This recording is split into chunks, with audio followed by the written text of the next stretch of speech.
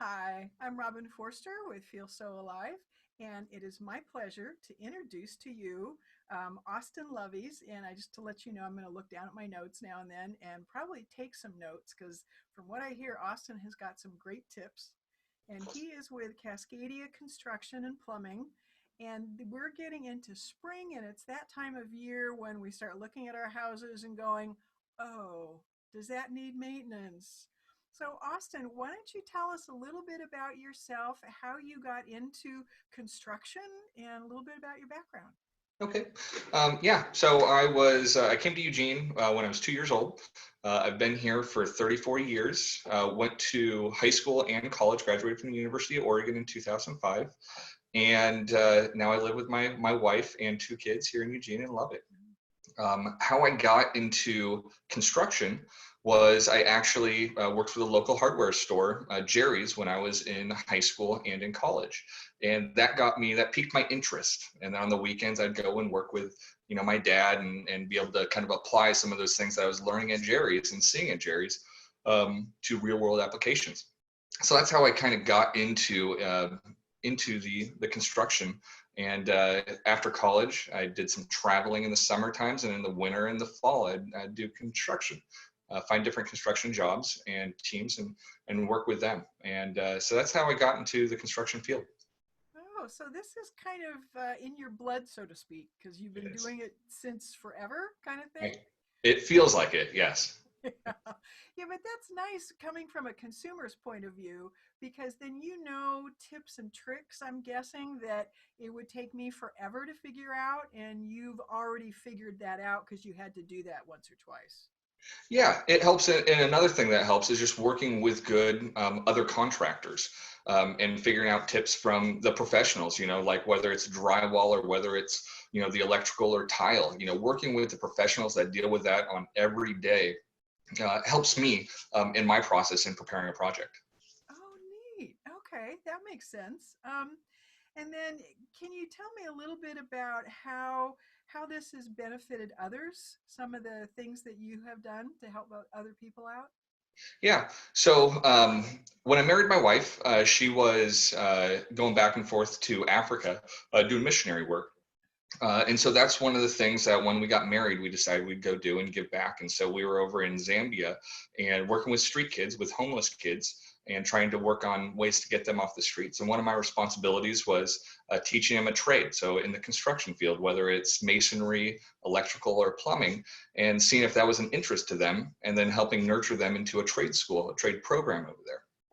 So that was one of the ways we were able to give back with the skills that I've learned just growing up to help give them a better opportunity at life. And then just, here in Eugene, I think, whenever we're working on a job, we're working closely with our customers. They're benefiting from us by just the care that we take in each one of those projects and the care because each project is such a custom project to whatever the homeowner's desire is. Oh, neat.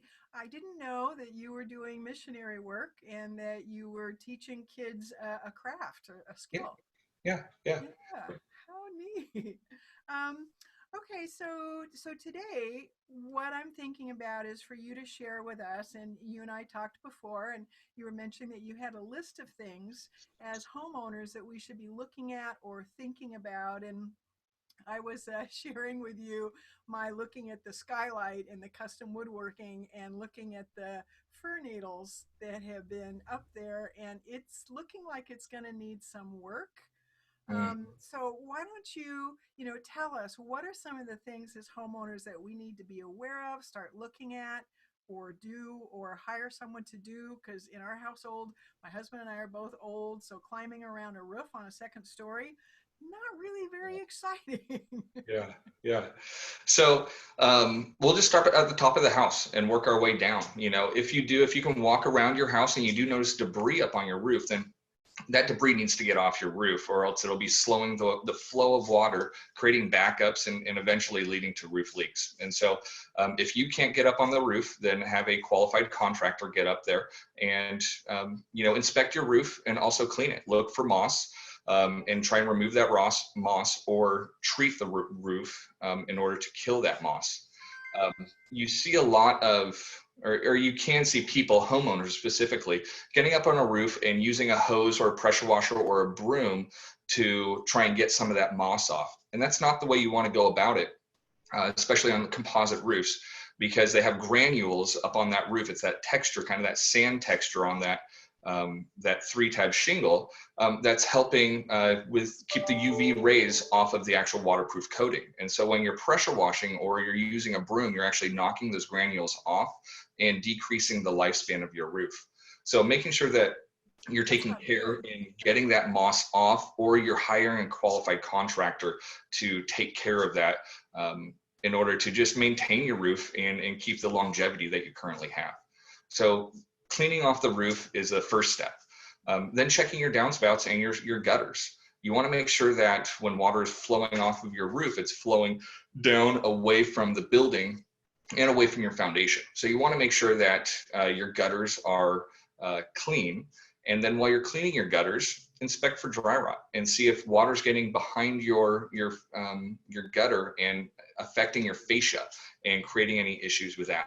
You can see that just by soft areas in the wood or bubbling of the paint are good indicators of dry rot. So make sure your gutters are perfectly clean, and then put a hose down your downspout and make sure that all of the water is flowing perfectly down your downspout and into your storm drain or away from your foundation. You should be able to put a hose down your downspout and have it run for 5 minutes without backing up. If you do notice about backup, then identify if it's in the downspout or if it's in the storm drain. And for those of you that don't know, storm drains are the pipe that your downspout will go into, that is underground and kind of leads the water away from your foundation. And it's important to have those cleaned, and make sure that they're clear so that it's not blocking up when we do have a storm.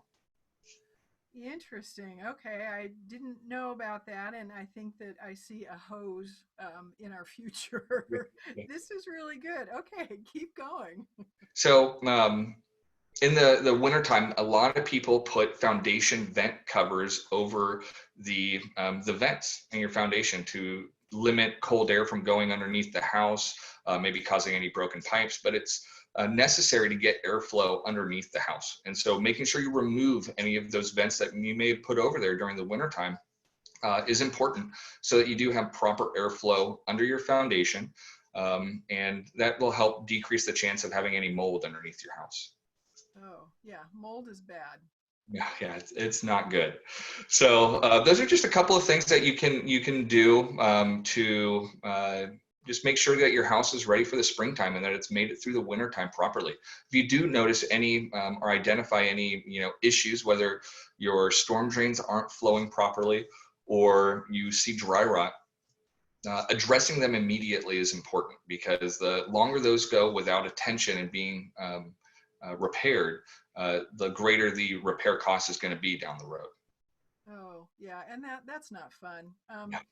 Yeah. Speaking of repairs, so let's talk about painting the outside of the house. Mhm. And when is it that you're supposed to do that? How do you know when you're supposed to?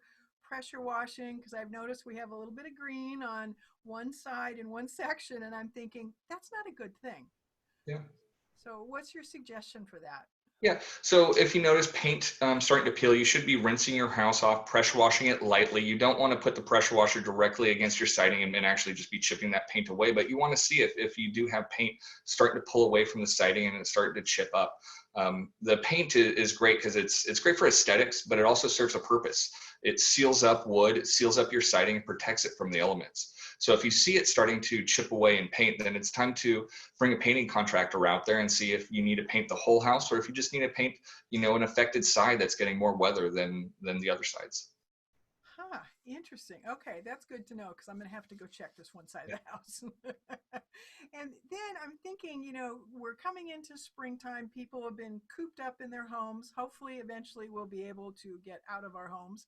But Yes. for those who have decided that it's time to remodel, maybe they're tired of their kitchen because now they've been so intensely using it. What do you suggest to people who are thinking about that? What is the first or second step that you take? Okay. So a big part of the remodel is just getting a plan together. What do you want to do? Be realistic, put together a list of needs and a list of wants. identifying the fixtures that you want to put into the house, whether it's fixtures or finishes, and identifying what you want, and then going out there and trying to find a contractor. We always recommend getting multiple bids. Unless you already have a trusted contractor that you use and that you trust. And don't be afraid to ask for references. Many times the least expensive bid is not always the best bid.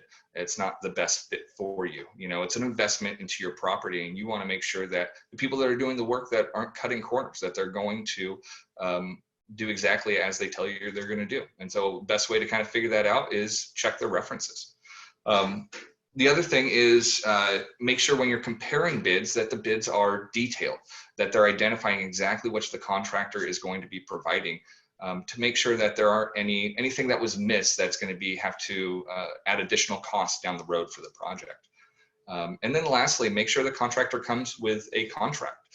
Any work here in Oregon, anything over $2,000, the CCB requires that you have a written contract, and it's important that you have that to protect yourself in case you get a bad contract, or you want to have that stuff in writing.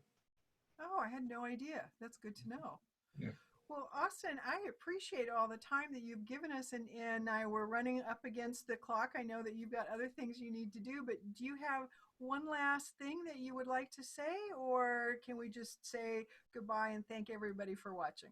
I can't think of one last thing to say except for be safe, and yeah, we hopefully we'll make this through together. Absolutely. Austin, thank you very much from Cascadia Construction and Plumbing. Thank you for hosting me.